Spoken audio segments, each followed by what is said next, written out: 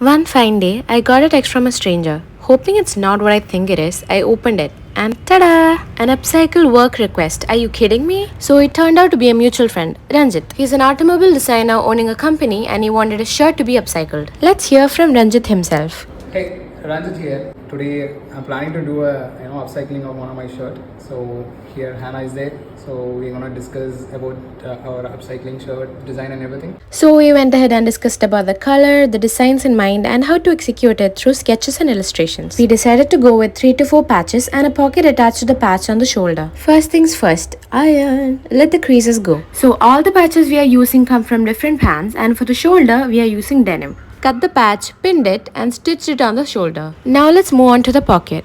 I figured a different tint of black would look better than the same material.